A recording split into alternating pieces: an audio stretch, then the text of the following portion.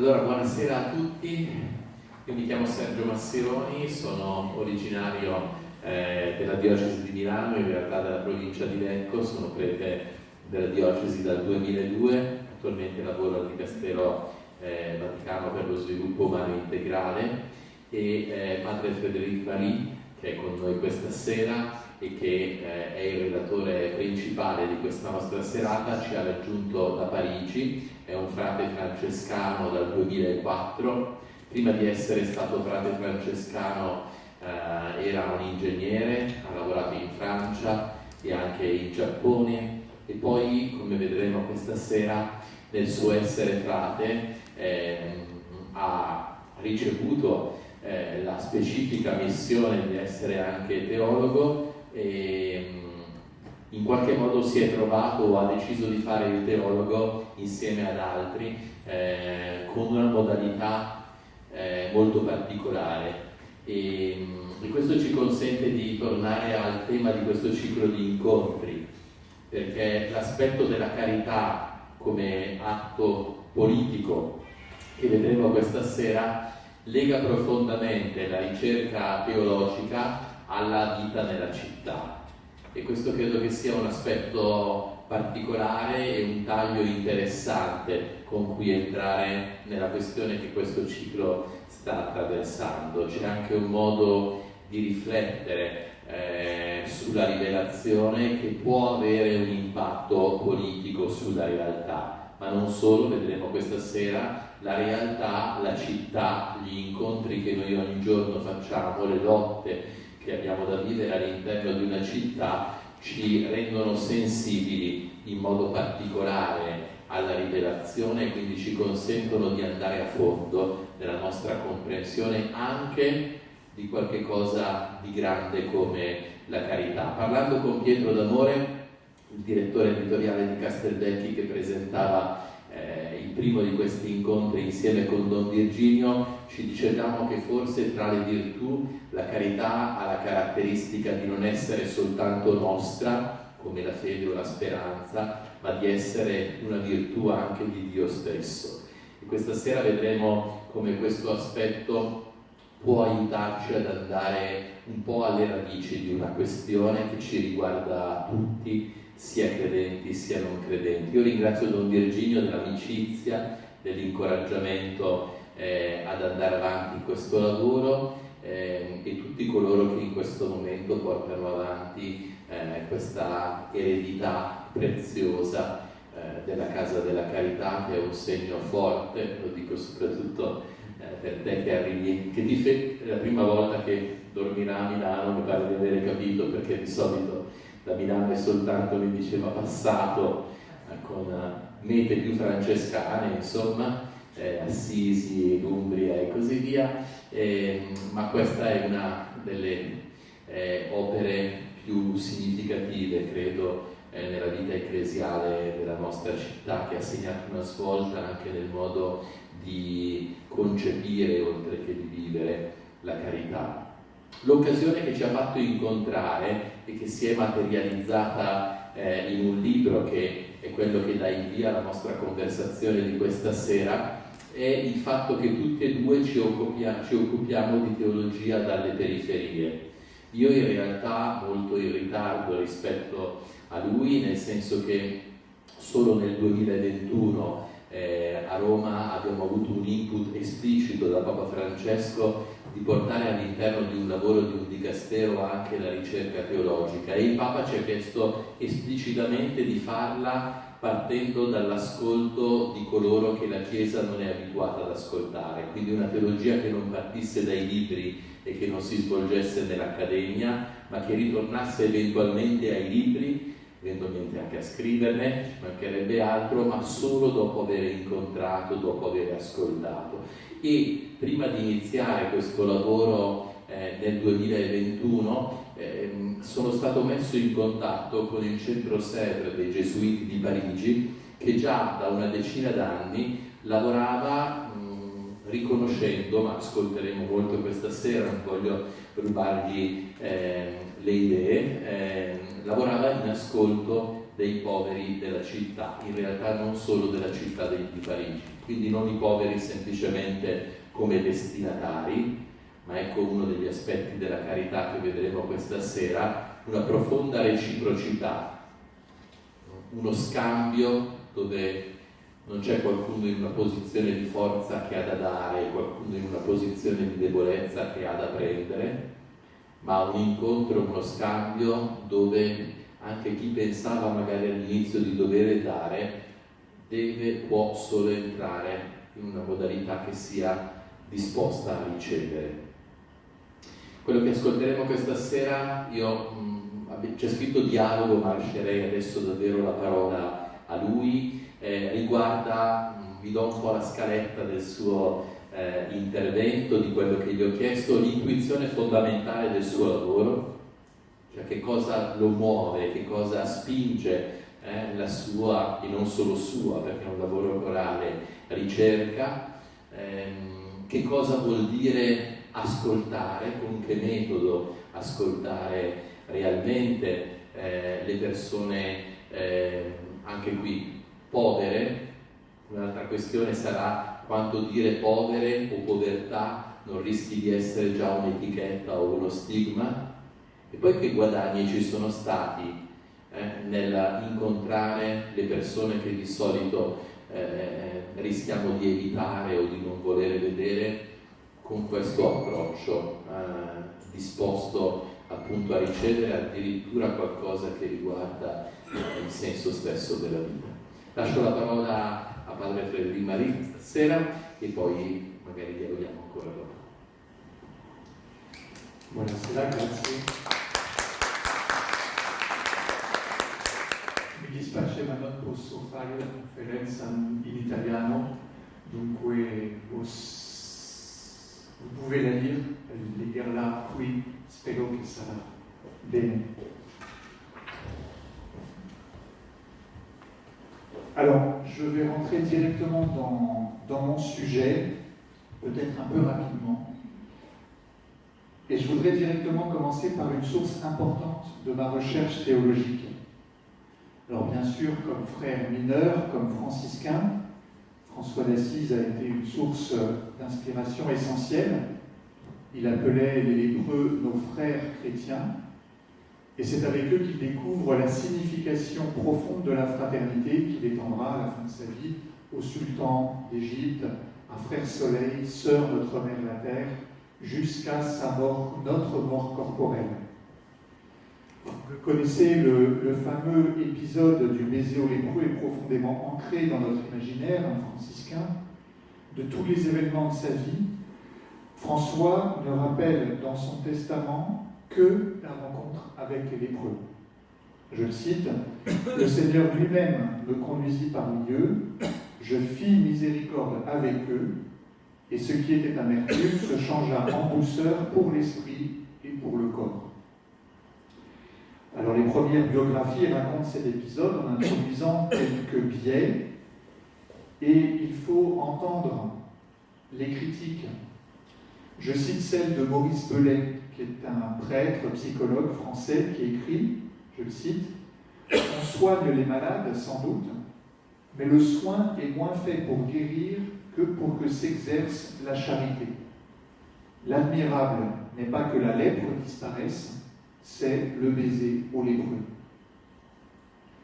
Maurice Belay pointe ici que le risque, c'est de réduire le lépreux à un simple objet de notre pitié, une occasion d'assouvir ce besoin irrépressible de faire du bien, non pour faire réellement le bien d'autrui, et pour rétablir la justice, mais pour soulager notre mauvaise conscience peut-être, pour trouver des biais à notre impuissance, une consolation à notre espérance déçue. Des sociologues spécialistes de ces questions de précarité dénoncent le fait qu'aujourd'hui, je les cite, les pauvres disparaissent complètement en tant que sujet légitime et centre d'intérêt.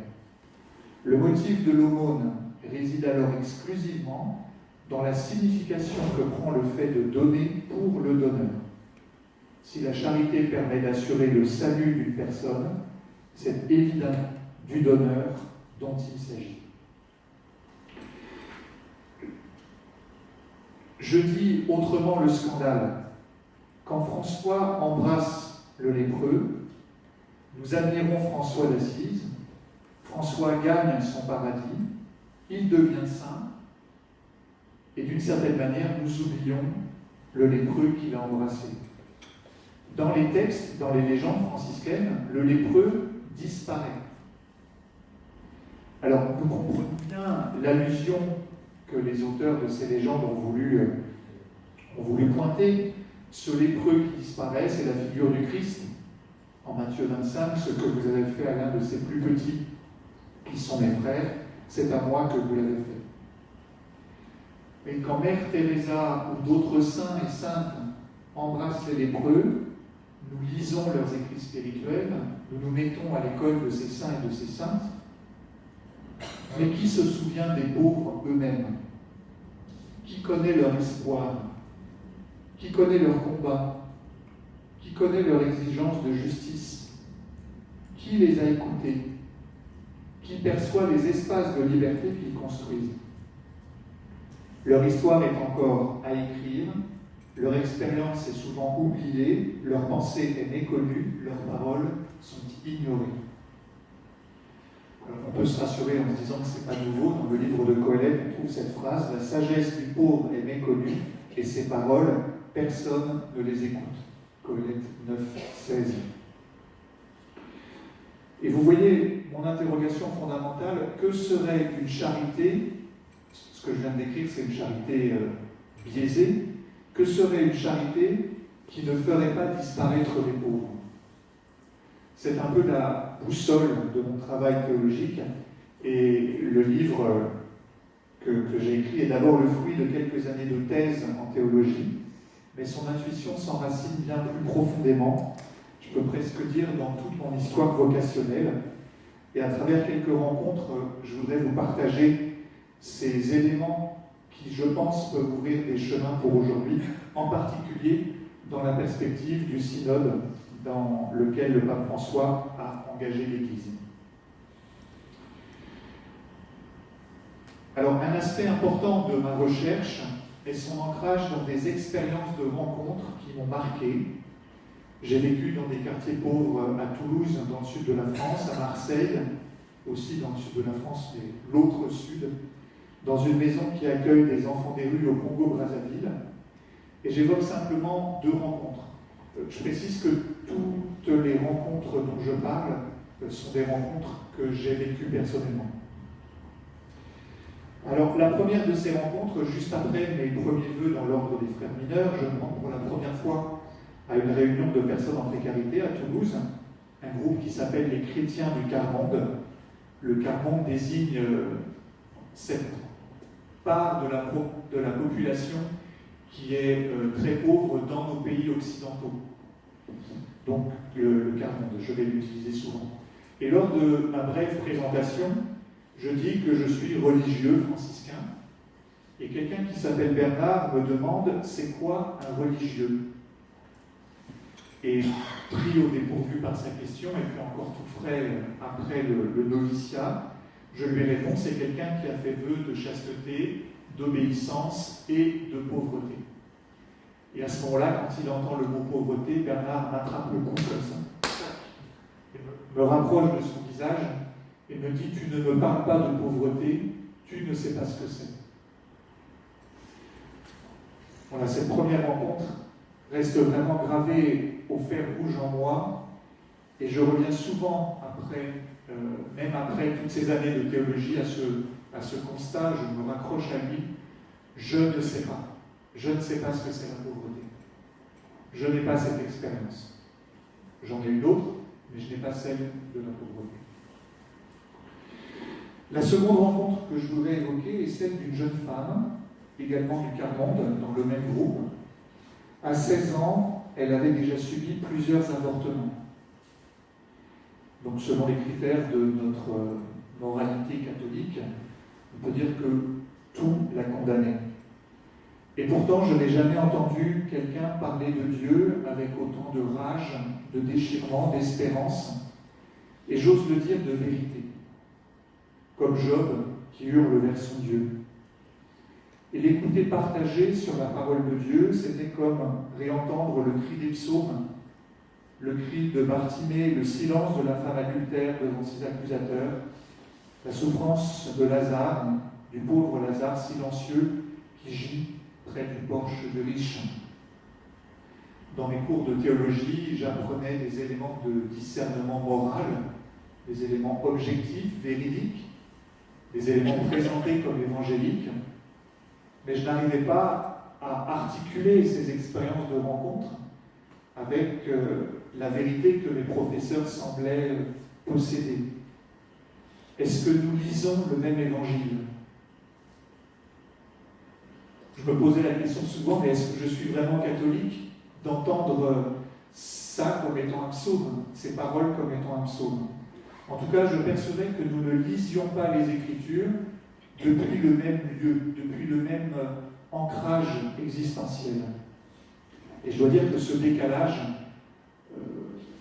est vraiment le moteur de ma recherche théologique et de mon engagement, que je résume à travers cette formule, mais il y en aurait d'autres. Qui est le Dieu des pauvres?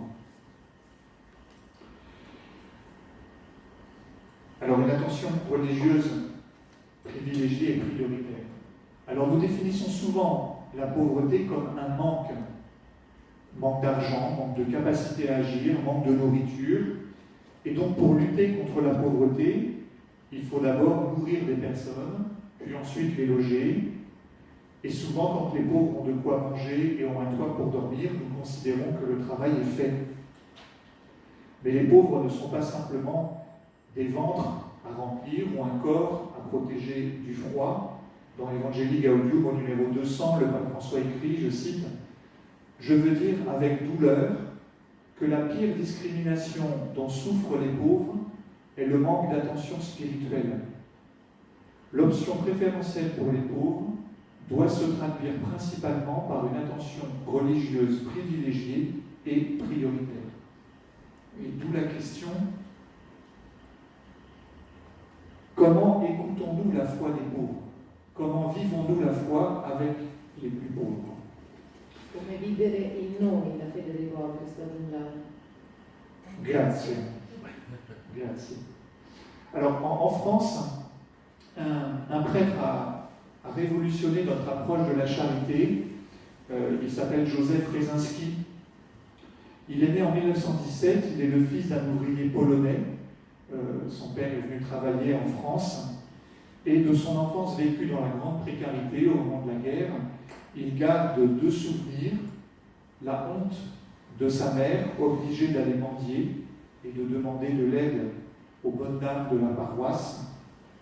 Et le deuxième élément dont il se souvient, c'est l'attention d'un prêtre proche de la famille qui considérait vraiment sa mère comme une personne. Après la Seconde Guerre mondiale, il est ordonné prêtre et rejoint un bidonville non loin de Paris, où il va commencer une nouvelle pratique de la charité. Il crée le mouvement qu'on appelle ATD Carmonde, Agir tous pour la dignité. Ce mouvement aujourd'hui est devenu un mouvement mondial et important en ce qui concerne la lutte contre la misère. On raconte, ça fait partie de la mythologie des débuts d'ATD Carmonde, que quand il est arrivé dans le bidonville, un des premiers gestes du Père Joseph a été de chasser la soupe populaire et d'ouvrir un salon de beauté pour les femmes. Alors l'histoire est sans doute un peu romancée, mais vous percevez l'intuition redonner leur dignité aux personnes à travers l'estime d'elles-mêmes et la renonciation à une forme de dépendance, je vais développer ça après, une forme de dépendance d'une charité mal comprise. C'est peut-être une parenthèse, je ne veux pas détruire la charité. Ma question, Ovviamente non voglio distruggere la carità, ma la mia questione è ma question c'est de l'orienter de manière à ce qu'elle soit vécue de façon juste pour celui qui di reçoit, orientarla in modo che sia vissuta in modo giusto pour les deux partenaires du geste de charité. dalle due parti. Grazie. Alors, vous savez qu'en France, nous avons une conception de la charité, de la laïcité, une conception de la laïcité assez stricte. Et rapidement après la mort du père Joseph Rezinski en 1988, la dimension spirituelle et évangélique qu'il avait vécue lui-même avec les personnes en précarité n'a pas pu se poursuivre au sein du mouvement ATD Carmonde. Et du coup, beaucoup de groupes, de petits groupes, issus de cette tradition du père Joseph Rezinski se sont constitués pour continuer de partager l'évangile avec les pauvres en vivant des moments de célébration, d'écoute de la vie et de la foi des pauvres. Et parmi ces petits groupes, donc, le groupe auquel j'appartiens s'appelle la Fraternité de la Pierre d'Angle. La pierre rejetée par les bâtisseurs est devenue la pierre d'angle selon le... Pietra scartata dai costruttori è divenuta pietra angolare. L'abbiamo sentito ieri. Voilà. Et dans cette fraternité, nous nous réunissons régulièrement pour lire ensemble la parole de Dieu, pour prier, pour vivre des moments fraternels. Je prie sur la parole de Dieu. Tous nos échanges sont enregistrés, ce qui permet ensuite de les mettre par écrit et ce qui permet ensuite à des théologiens de travailler sur ces écrits. Les paroles sont vraiment les verbatims, les ipsissimi verbi des personnes qui ont pris la parole à ce moment-là.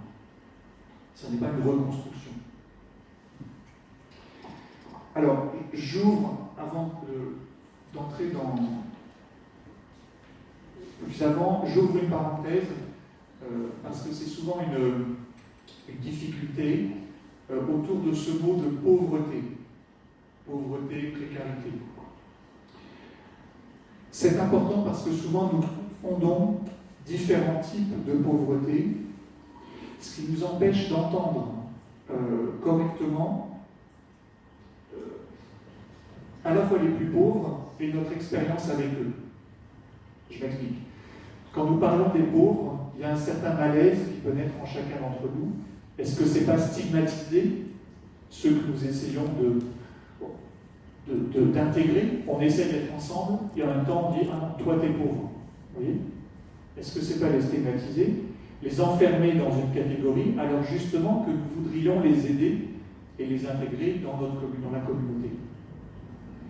Question plus théologique, si Dieu choisit les pauvres, alors est-ce que cela veut dire qu'il ne me choisit pas moi, qui ne suis pas pauvre, moi qui ne connais pas la pauvreté? Et ces difficultés en réalité traduisent un équilibre difficile sur lequel il faut être extrêmement précis. Et je voudrais éclaircir le vocabulaire. Il faut distinguer tout d'abord la pauvreté misère, la pauvreté précarité. Je prends un exemple, nous n'avons pas tous l'expérience de dormir sous un pont en hiver. Nous n'avons pas tous l'expérience d'avoir mal au ventre parce que nous avons faim et que nous n'avons pas mangé depuis plusieurs jours. Nous n'avons pas tous l'expérience d'une maman qui est trop pauvre selon l'assistance publique et à qui on enlève les enfants. Moi, je ne connais pas ce déchirement. Et heureusement, peu d'entre nous le connaissent, mais il y a des femmes, ce sont surtout des femmes, et les pères sont assez absents, qui connaissent vraiment ce déchirement dans leur chair. Non conosco io personalmente questa lacerazione, ma ci sono molte donne che fanno esperienza di questo strappo. Donc, premièrement, la pauvreté, misère, précarité. Deuxièmement, la pauvreté, vulnérabilité. Au sens où nous sommes tous mortels. Nous pouvons tous tomber malades. Et tous, y compris les plus pauvres, nous sommes vulnérables. E tutti, compresi i più poveri, siamo vulnerabili. Troisième type de pauvreté, la pauvreté humilité, qui est plus pauvreté spirituelle, être pauvre devant Dieu, comme attitude spirituelle, les pauvres du Seigneur, dans la Bible. On peut ajouter, quatrièmement, le vœu de pauvreté, le vœu religieux, librement choisi. J'ai librement choisi de vivre cette vie. Si potrebbe aggiungere il voto di povertà liberamente scelto. D'autres vivent une forme de pauvreté totalement imposée et non choisie. Ben diverso da quello in cui la povertà è imposta.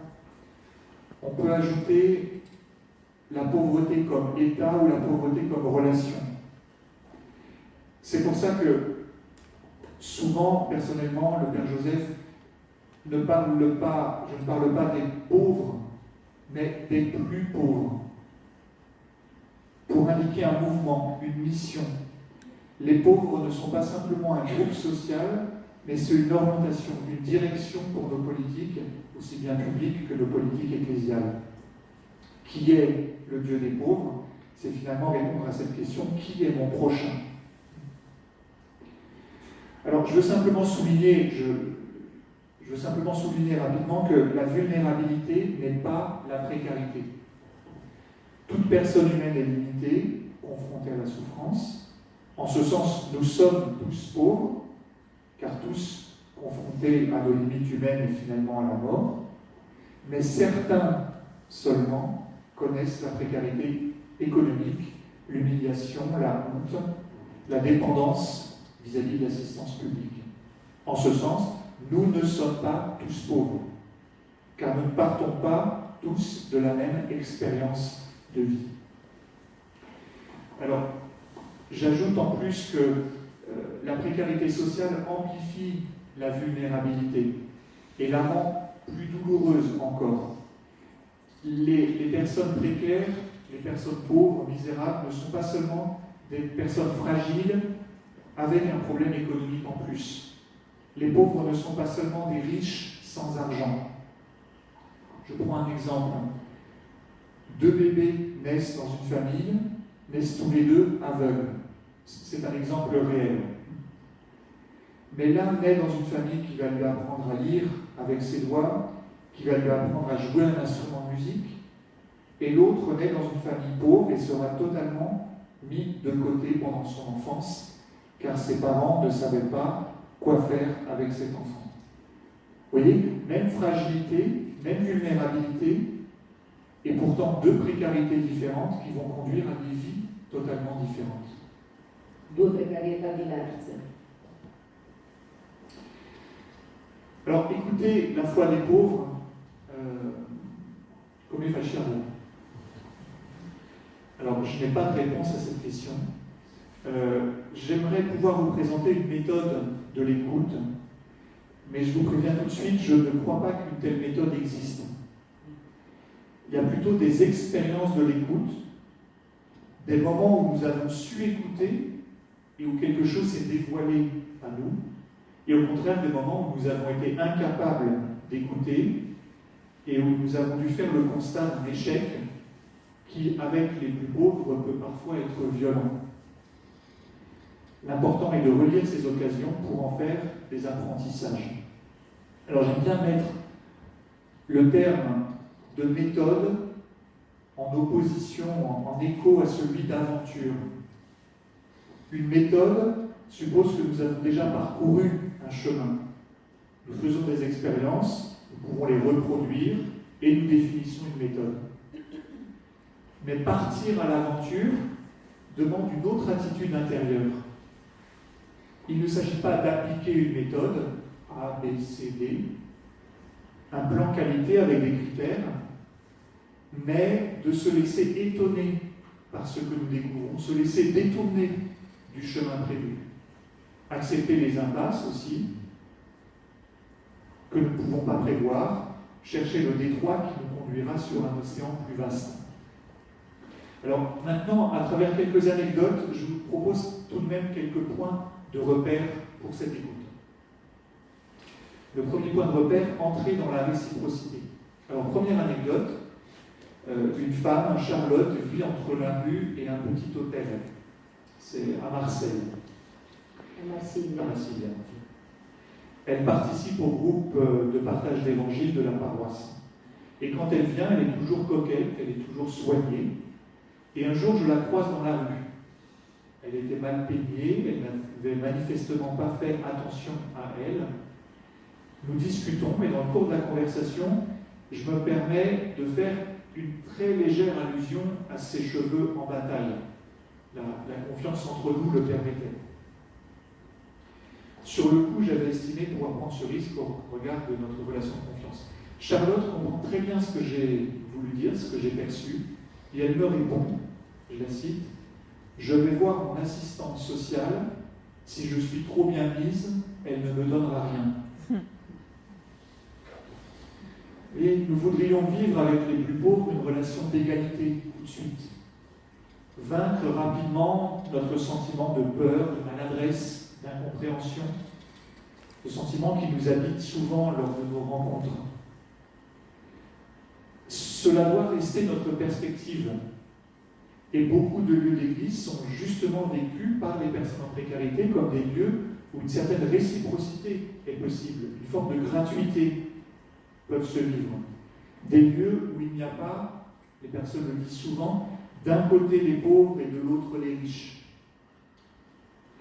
Mais il convient d'être attentif au fait que cet objectif n'est souvent pas le point de départ de la relation. Et ici, les conditions de la rencontre sont essentielles. À une époque, je ne sais pas si c'était en Italie, mais en France, c'était comme ça. Non so se è accaduto anche in Italia, ma in Francia accadeva questo. Certains hospices ne délivraient les repas aux nécessiteux qu'à la condition de pouvoir justifier de l'assistance à la messe. Ils donnaient des bons aux gens et ensuite ils pouvaient aller là. Alors, nous n'en sommes heureusement plus là, mais gardons ce point de vigilance. La main qui donne ne doit pas être trop proche de l'oreille qui écoute. Très concrètement, cela passe par exemple par la mise en réseau d'associations différentes, formant ce qu'on appelle un dispositif qui permet à chacun de trouver ce dont il a besoin quand il a besoin. Une banque alimentaire, des épiceries solidaires, des groupes de partage de la parole, des groupes de théâtre par exemple, ou plus généralement d'activités artistiques, des célébrations religieuses et festives, un engagement politique et militant, des foyers de logement d'urgence. Et autant d'occasions de faire jouer les multiples harmoniques dont l'être humain est tissé et de concilier urgence et temps long de la reconstruction personnelle en respectant la liberté et les choix de chacun. L'écoute de la voix des plus pauvres sur le chemin synodal oblige à travailler avec d'autres pour le bien des personnes. Il ne s'agit pas forcément de tous devenir des chrétiens en première ligne avec les précaires, mais de trouver des médiations, c'est le mot important, médiations, qui permettront de créer un cadre sécurisant pour élargir la fraternité, pour élargir la confiance. Quindi trovare delle mediazioni, insisteva sulla parola mediazioni. Deuxième anecdote, accepter et recevoir. En France, les frères mineurs vivent parfois, en Italie aussi, ce que nous appelons l'itinérance. Nous partons parfois avec un peu de linge pour se changer, un sac de couchage, et nous demandons l'accueil chez les habitants. Les frères mineurs sont un ordre mendiant. Et un jour, deux frères sonnent à une porte dans une cité pauvre. Une dame ouvre, et après une discussion, leur donne un bout de fromage et un peu de pain dur. Elle referme la porte, et sa voisine, qui avait tout entendu derrière la porte, sort sur le palier et invective les frères. En disant, mais allez dans vos couvents, vous avez de quoi manger, vous êtes en train de prendre ce que cette femme a pour vivre. Alors, les frères étaient bien embêtés. Cette voisine n'avait-elle pas un peu raison? Alors, la dame qui avait donné sort à son tour de son appartement et prend sa voisine à partie et elle dit, ce sont les premiers qui m'ont demandé quelque chose, vous ne m'avez jamais rien demandé.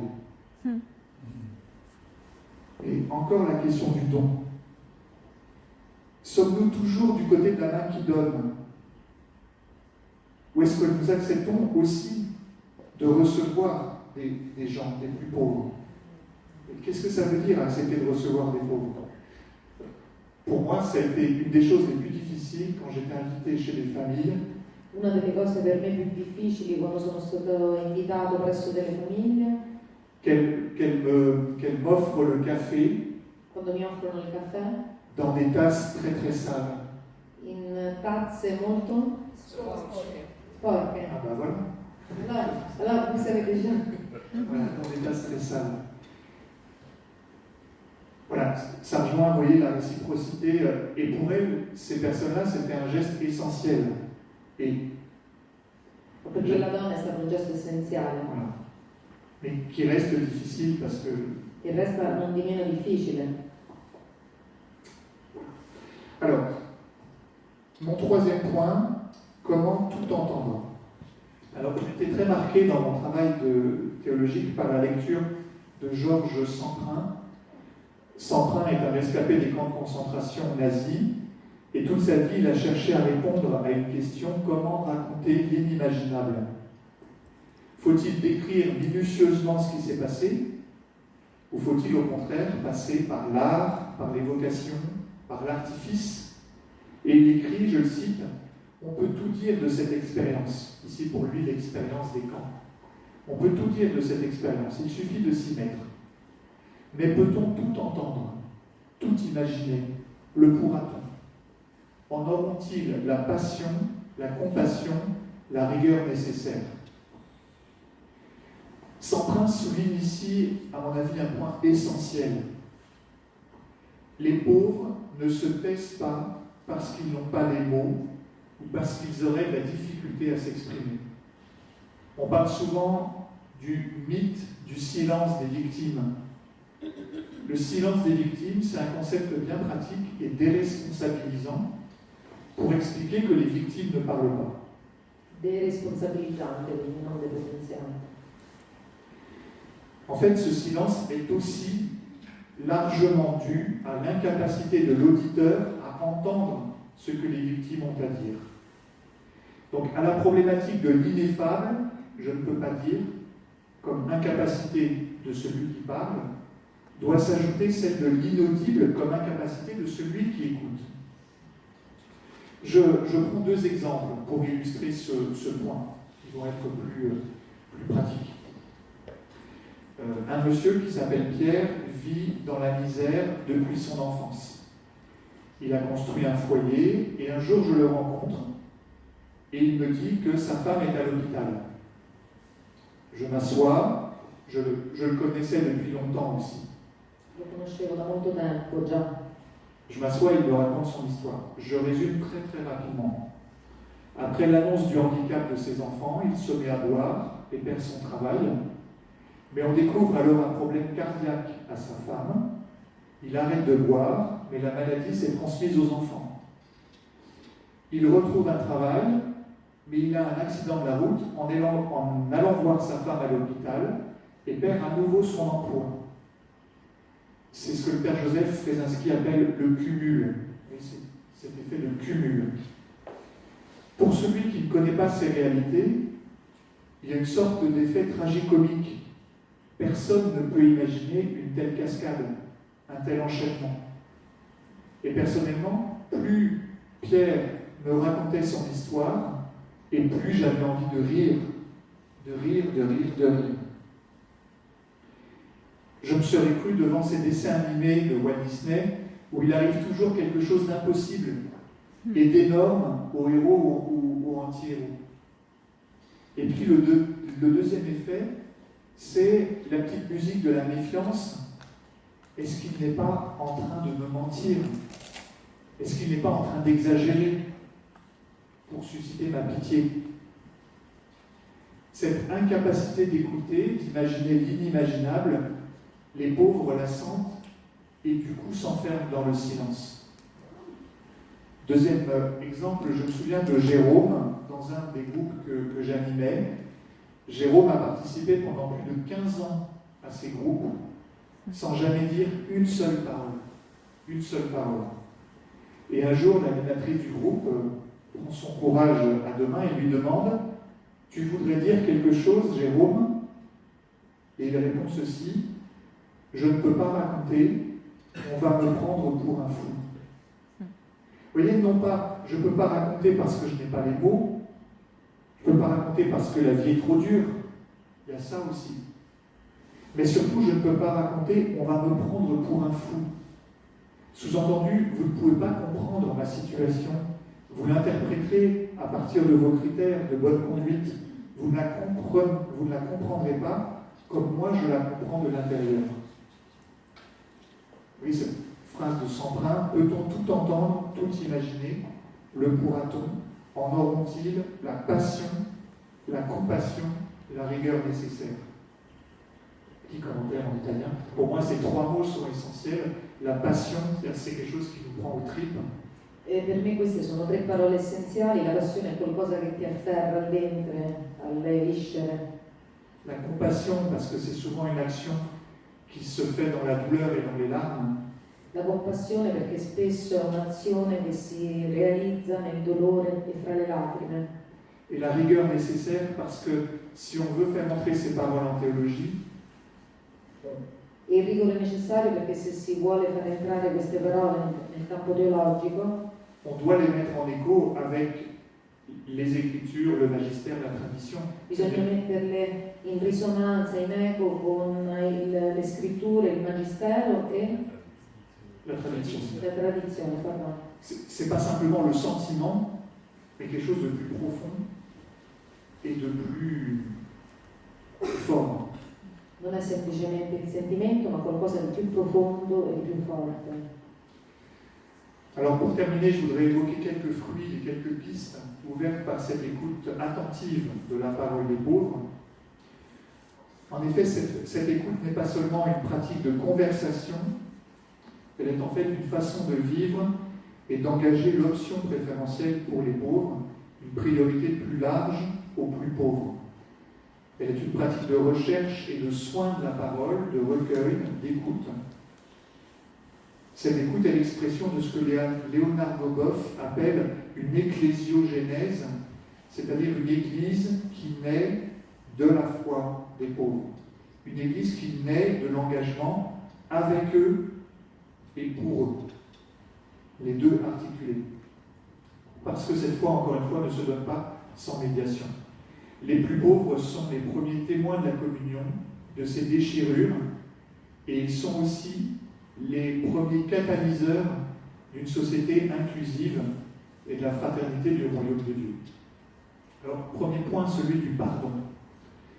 Le cœur de ce que pointent les pauvres, c'est l'importance du pardon. Dès le lendemain de son élection, dans son premier Angélus, donné place Saint-Pierre à Rome, le pape François cite cette parole d'une vieille dame. Si Dieu ne pardonnait pas tout, le monde n'existerait pas. Et cette femme lie le pardon, non seulement à la rédemption, à la libération, mais surtout à la création elle-même. Il y a là un champ de recherche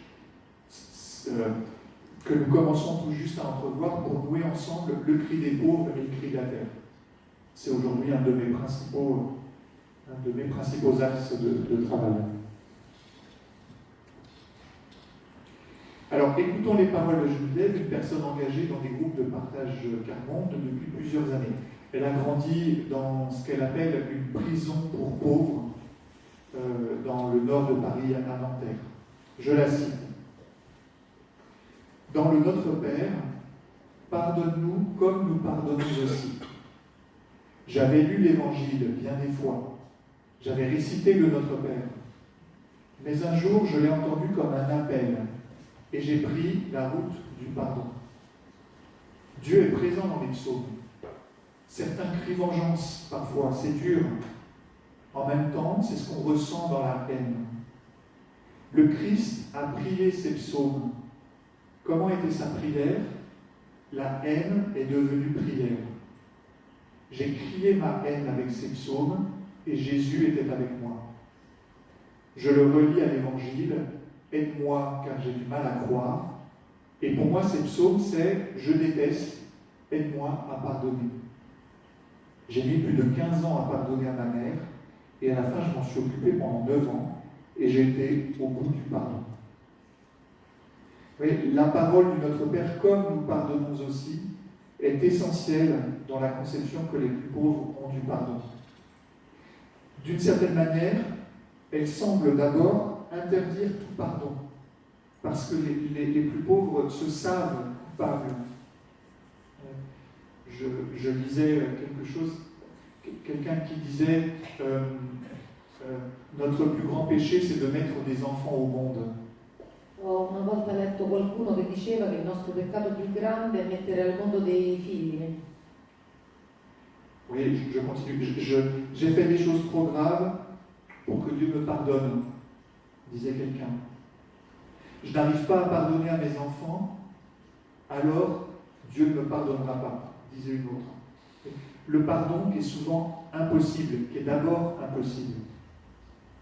Et c'est ici que la passion de Jésus ouvre un chemin. Sur la croix, les personnes disent souvent Jésus souffre comme nous. Ils s'identifient fortement à la souffrance du Christ dans laquelle ils reconnaissent les leurs.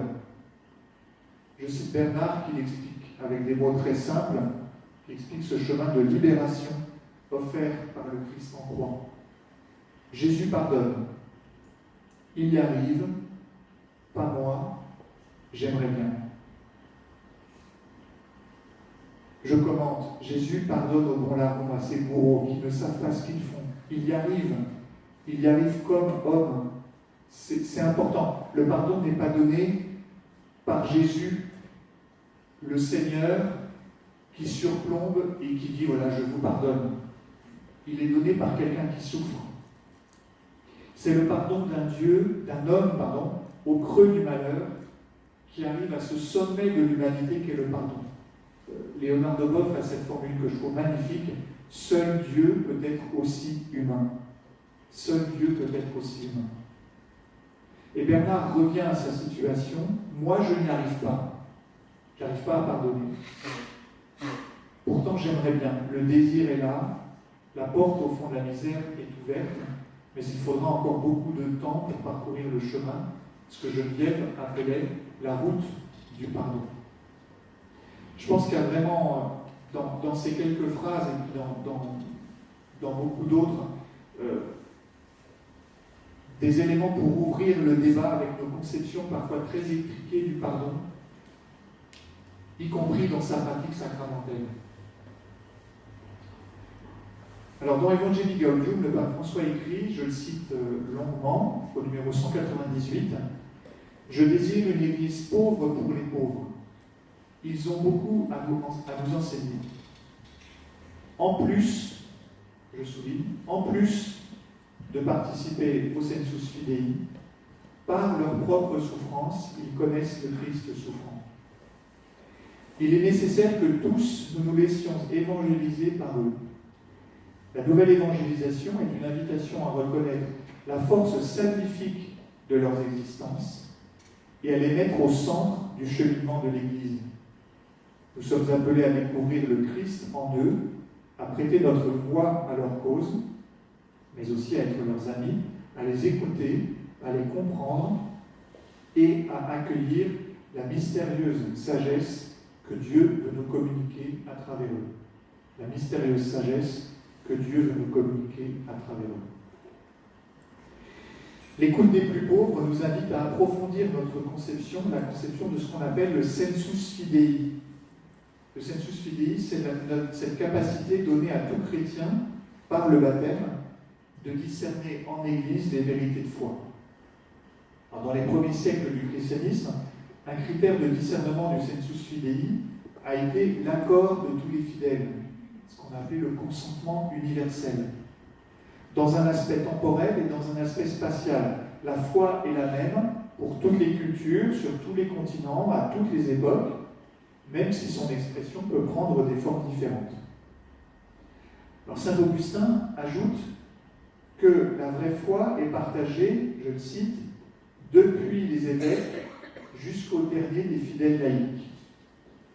On pourrait dire que cette universalité de la foi, elle concerne l'ensemble de la structure sociale, ce qui indique un mouvement jusqu'au dernier des fidèles. Question, l'Église est-elle suffisamment attentive à la foi des derniers, à la foi des tout petits? Est-ce qu'elle s'organise pour la susciter? Est-ce qu'elle s'organise pour l'entendre? Est-ce qu'elle s'organise pour la recueillir, pour la comprendre? Et plus grave, sans le dernier, sans celui qui est sans voix à nos portes, aux portes de nos églises, sans celui qui n'entre plus dans nos églises, ou qui n'y entre que quand elles sont vides, par peur de croiser des gens, Sans celui-là, sans cela, l'Église peut-elle prétendre avoir été au bout des exigences du sensus fidei, avoir entendu jusqu'au bout la vérité discernée par le consensus universel des fidèles? Ce qui est en jeu ici, c'est la vérité du processus de consultation, la vérité de la synodalité. Ce mouvement jusqu'au dernier, vous voyez, un aspect asymptotique, c'est moins une borne à partir de laquelle on pourrait dire, ben voilà, les fidèles sont là et puis c'est bon. C'est un mouvement de recherche. L'exigence de ce critère de discernement du sensus fidei est celui d'une église diaconale, d'une église qui vit la charité, d'une église missionnaire, qui est toujours en recherche de celui qui manque, en recherche de l'absent, en recherche de celui qui n'est pas encore dans nos groupes, d'une église qui tend l'oreille et qui se met à son écoute. In cerca dell'assente, di chi ancora non fa parte del gruppo.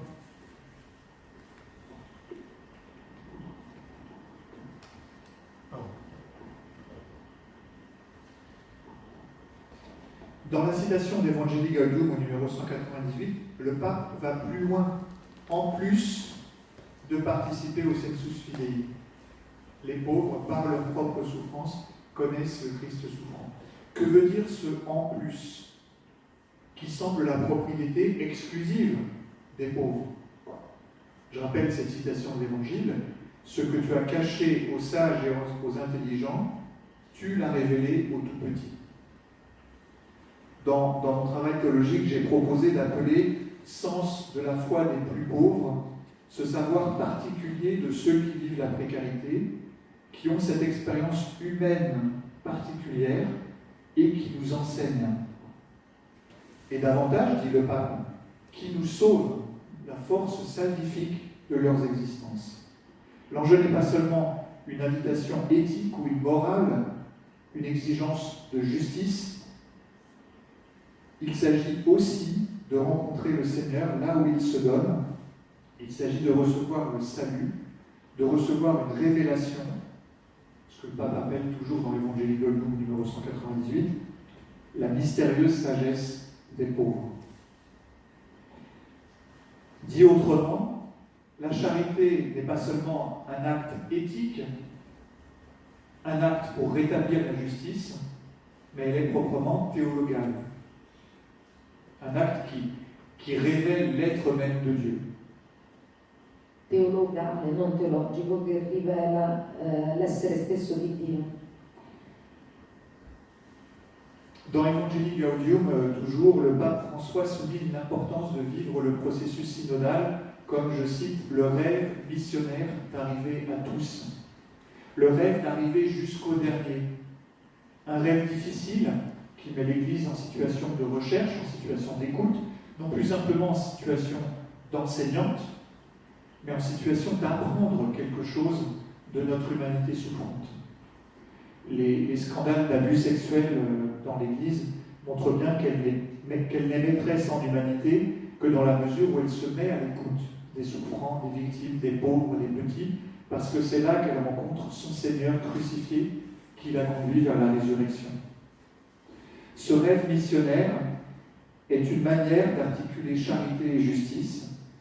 Il s'agit à la fois de faire pour les pauvres, car les urgences ne disparaissent pas. Quand quelqu'un se noie, on ne lui tend pas un micro pour l'écouter. On lui lance une bouée de sauvetage, on lui tend la main et on le sort de l'eau. Mais il s'agit de ne pas oublier que le vrai combat qui change les conditions d'existence ne peut se mener qu'avec ceux qui luttent contre la misère, qu'à partir de leurs espérances et de leurs rêves. Alors, marcher aujourd'hui avec les très pauvres, comme avec toute personne souffrant, c'est exigeant. Quand faut-il parler? Pour dire quoi? Quand faut-il se taire? Quel geste poser? Un équilibre jamais atteint, et ce n'est qu'ensemble que nous pouvons trouver un chemin qu'à un cas. L'important, c'est de commencer, d'initier un processus. Pour le pape François, je le cite, le chemin de la synodalité est le chemin que Dieu attend de l'Église du 3e millénaire. Donc nous avons encore un peu de temps pour apprendre à le vivre. C'est pas forcément facile tout de suite. Et c'est dans le vivant qu'on peut découvrir comment Dieu se rend présent au monde d'aujourd'hui. Et ça donne à la fois les larmes, mais derrière les larmes, il y a toujours la joie. Et il appartient à chacun de faire un pas, même petit, même imparfait, pour commencer aujourd'hui, confiant dans l'Esprit Saint qui conduit jusqu'à la moisson, la semence du royaume des cieux, que nous jetons en terre jour après jour. Je conclus pour lever une ambiguïté qui peut surgir à travers cette recherche. La précarité tue. C'est important de le dire, de le redire. La précarité tue, la misère déshumanise. L'authenticité et la profondeur des témoignages que nous pouvons entendre ne doivent en aucun cas conduire à une justification de la pauvreté. Et cette béatitude, heureux les pauvres. Non. Ou en tout cas, il faut le comprendre dans le bon sens. Beati poveri no, o almeno bisogna intenderlo in un certo senso. La misère ne comprend aucune révélation, elle est simplement à détruire. Mais nous pouvons et nous devons apprendre de celles et ceux qui sont en première ligne de ce combat contre l'injustice, parce qu'ils sont les premiers concernés. Le combat contre la misère doit partir d'eux. Il nous oriente toujours vers la réorientation dans une communion blessée, vers la redécouverte d'une filiation effacée. Premier témoin des déchirements de la communion, les plus pauvres sont à la fois les auditeurs les plus attentifs des promesses, les veilleurs d'une espérance désirant hâter sa réalisation, et les premiers témoins des tentatives, même maladroites, pour la mettre en œuvre. Comme je l'ai dit, cette écoute est une façon originale de vivre le choix préférentiel pour les pauvres, non pas parce que les pauvres seraient bons en eux-mêmes, magiquement disposés à l'ouverture au divin, ou que la misère serait porteuse de vérité, non, mais parce que Dieu est bon et qu'il se donne à tous, mais il se donne à tous par les pauvres.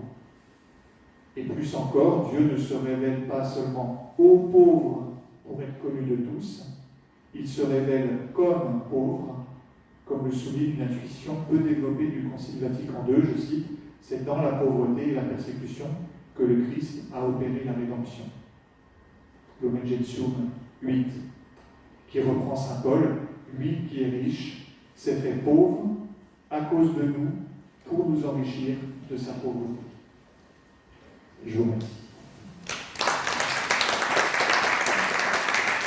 Sulla teologia dalle periferie esistenziali è stato quante volte in contesti legati alla carità fosse una sorpresa per gli operatori sentirsi fare la domanda in che modo i poveri ti hanno evangelizzato. Frédéric, tu as besoin de la traduction ou tu No, lui e questo passaggio molto spesso ho visto con i miei occhi generava, come dire, quasi uno sciogliersi, una commozione, perché improvvisamente tanti ricordi, tante esperienze venivano a galla in tutta la loro forza trasformativa, insomma. E quindi adesso lascerei davvero a voi, alla luce di quello che abbiamo ascoltato, di commentare, di fare delle domande, di portare anche delle contestazioni eventualmente a quello che dall'esperienza francese che stasera abbiamo ascoltato arriva qui.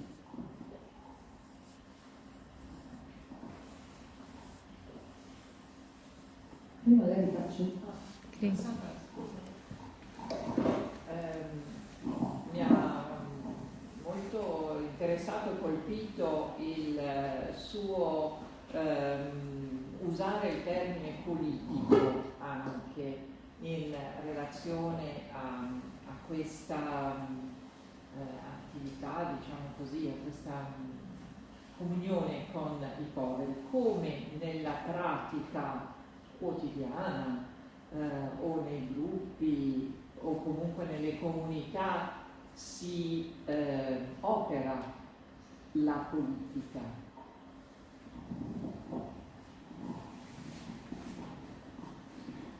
C'est une question difficile et qui est très liée au contexte français. Je vais parler du contexte français.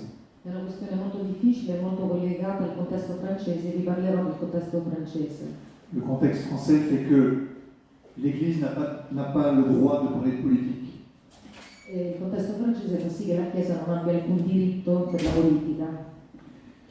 Le groupe Atelier Carmonde a fait le choix d'écouter les pauvres et de porter la parole des plus pauvres dans le contexte politique.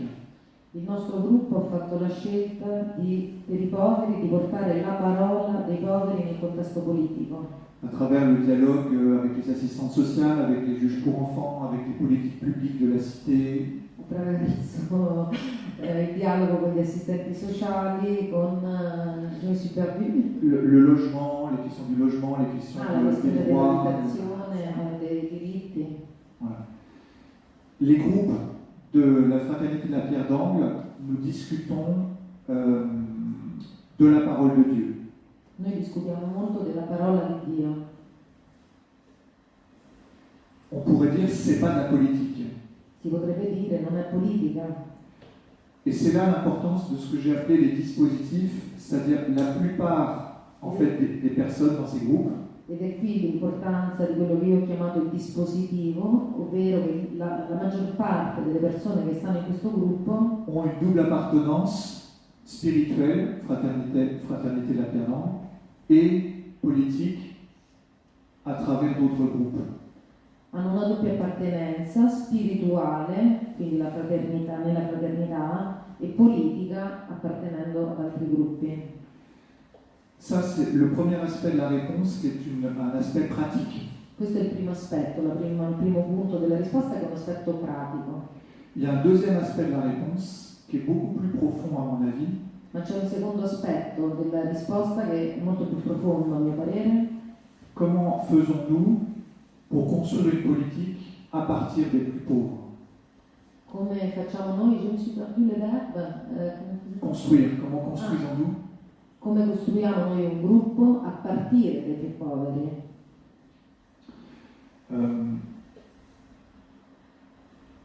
Le mot important ici, c'est le plus pauvre. La cosa meno importante qui è i più poveri, Parce que c'est toujours facile de faire un syndicat perché è sempre molto facile fare un sindacato de personnes qui se ressemblent pour aller porter une voie politique. di persone che si raccolgono per portare avanti una questione politica, un'istanza politica. Mais comment on fait une politique à partir de celui qui n'est pas là, à partir de l'absent, à partir de l'extérieur finalement? Ma come si fa politica a partire da colui che non c'è, a partire dall'assente, a partire da... Je prends deux exemples. Vi faccio due esempi. Il y a eu un grand débat dans le marxisme à la fin du XIXe siècle Alla fine del XIX secolo c'è stato un grande dibattito interno al marxismo entre les marxistes et les anarchistes de Bakounine. tra i marxisti e gli anarchici di Bakunin. Les marxistes disant la classe ouvrière peut faire la révolution I marxisti dicevano la classe operaia può fare la rivoluzione et tous ceux qui sont trop pauvres, on les exclut. e si devono escludere tutti quelli che sono troppo poveri. Bakounine, à l'inverse, disait si la révolution elle a une chance de réussir, E Bakunin al contrario diceva se la rivoluzione ha occasione di riuscire c'est qu'on aura réussi à aller chercher celui qui est le plus loin. è quando riesce a cercare e trovare proprio colui che è più lontano. Je prends un deuxième exemple, plus ecclésiastique. E vi faccio un secondo esempio più ecclesiastico, Mais vous ferez la traduction politique. ma voi ne farete la traduzione politica.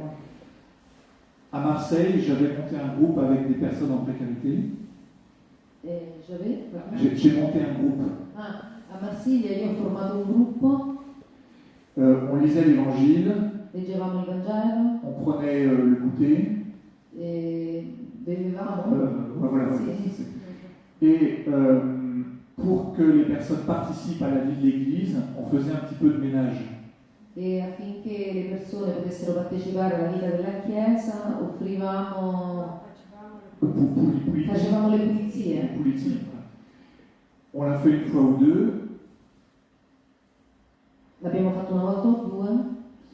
Et la personne qui était dans la paroisse depuis 20 ans, E la persona che era dalla parrocchia, parrocchia da più di 20 anni, qui était là tous les jours pour faire le nettoyage, l'accueil, che era lì tutti i giorni per fare le pulizie, l'accoglienza, elle a été voir le curé si è vista spodestata, diciamo.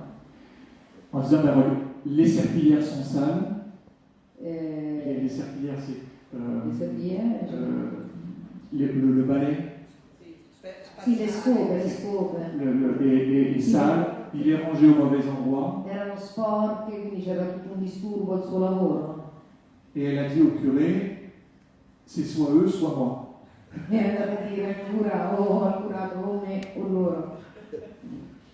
Et le pauvre curé, il a des personnes pauvres qu'il a vues une fois, qu'il verra peut-être 2 fois, mais on ne sait pas si on les reverra. E il povero curato che ha visto i poveri che erano venuti una volta, due, non sapeva nemmeno se sarebbero tornati. Et il a une dame qui est là depuis 20 ans, fidèle, qui fait le boulot, c'est propre, c'est parfait. E poi c'è una signora che sta lì da 20 anni, fedele, che fa il suo lavoro, perfetta. Je vous laisse deviner ce qu'il a choisi. Vorrei che voi indovinaste chi ha scelto lui. Vous voyez l'enjeu politique. Ma vedete la posta in gioco politica?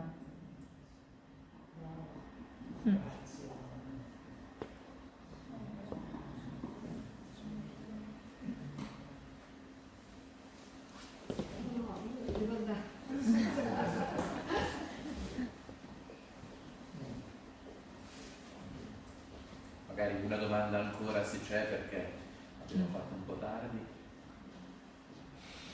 Io volevo solo fare un'osservazione veloce. Rispetto al salone di bellezza mi aveva colpito perché ho letto dei libri molto ben fatti, molto interessanti su casi clinici di psicotici all'ospedale del Saint-Anne a Parigi e lì il lavoro di cura del corpo era messo al centro del lavoro clinico, quindi quell'intuizione del salone di bellezza mi sembra un'intuizione importante, cioè prendersi cura del corpo è un primo modo di portare qualcosa di difficile, in quel caso la follia, ma insomma immagino che valga lo stesso per situazioni di grave precarietà. E poi mi ha colpito molto perché sempre vedo una grande connessione col lavoro analitico, quando hai detto verbatim, cioè questa fedeltà alla lettera e al dire dell'altro, cioè che le parole contano, che voi scrivete, perché in questo libro dove gli psichiatri si confrontavano col testo dello psicotico, loro raccomandavano di trascrivere senza barare, cioè non tradurre nel proprio linguaggio, ma mettersi in ascolto. Quindi trovo queste intuizioni molto feconde proprio per la relazione tra tutti gli esseri umani, cioè saper ascoltare. C'est l'intuition très forte du père Joseph Rezinski. È un'intuizione molto forte del frate di cui non riesco a pronunciare il nome.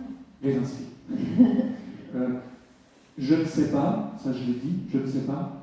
Io non so, l'ho già detto. Mais quand j'ai commencé à aller dans ces groupes, Ma quando ho cominciato a formare questo gruppo, la responsable, une fois que les gens étaient partis, la responsabile, quando le persone se ne sono andate, nous donnait une feuille et un crayon ci ha dato un foglio e una penna et nous disait tu écris exactement ce dont tu te souviens. e dicendoci, raccomandandoci, scrivi precisamente, se no poi non ti, quello che ti ricordi. Et au début, ma feuille, c'était ça. E all'inizio il mio foglio era bianco Et petit à petit, e poi poco a poco on développe une écoute précise si sviluppa un ascolto preciso, qui a un double effet che ha un doppio effetto, de se rendre de plus en plus attentif à la précision des paroles des gens, di renderci sempre più attenti, con precisione, alla puntualità delle parole dell'altro et qui permet de faire rentrer leur histoire en nous. e che ci permette anche di far entrare la loro storia in noi Et de faire des liens, de comprendre de comprendre des liens. e di creare dei legami, di comprendere dei legami Et du coup, d'une certaine manière, de rendre leur histoire aux gens. e poi di restituire le loro storie alle persone. Par exemple, ah, tu te souviens que il y a 2 ans, tu m'avais dit ça. Tu ti ricordi per esempio che quando avevi 12 anni hai fatto questo? Et ça, c'est vraiment un point important.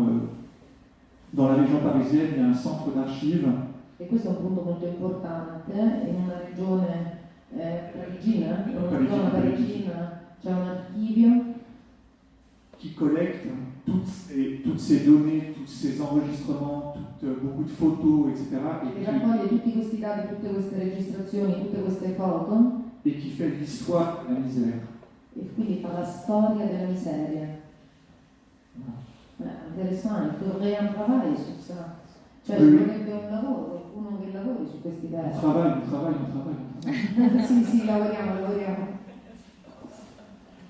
Penso che sia un bel punto di arrivo questa sera, questa importanza della parola e questa attenzione raffinata alla parola che il povero ha detto, perché come dire, ci dà forse l'aspetto della carità che abbiamo visto questa sera, che rischia di passare inosservato, soprattutto quando siamo davanti alla miseria e pensiamo, a volte diciamo così, no? Che siano più importanti i fatti delle parole. E per concludere una serata, come dire, come questa, mi sembra interessante, solo evocativa come battuta, che nella lingua del popolo di Israele parola e fatto si dice allo stesso modo. Le parole sono fatti, no? Questa idea che il davar biblico, che la parola biblica è un fatto che cambia la realtà. Ecco, questa sera credo che abbiamo visto un aspetto della carità che ci dice come il mondo umano è un mondo in cui le parole contano, non solo le parole che pronunciamo, ma anche la qualità dell'ascolto della parola che l'altro rappresenta e porta. Ringraziamo davvero per questo Frédéric Marie.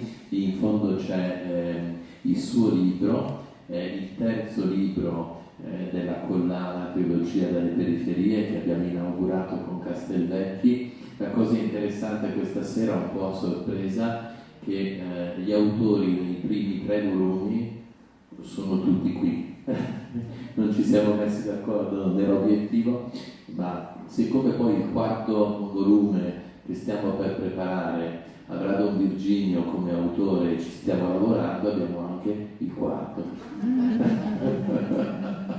Bene, facciamoci un applauso, lo riconciliamo. Grazie.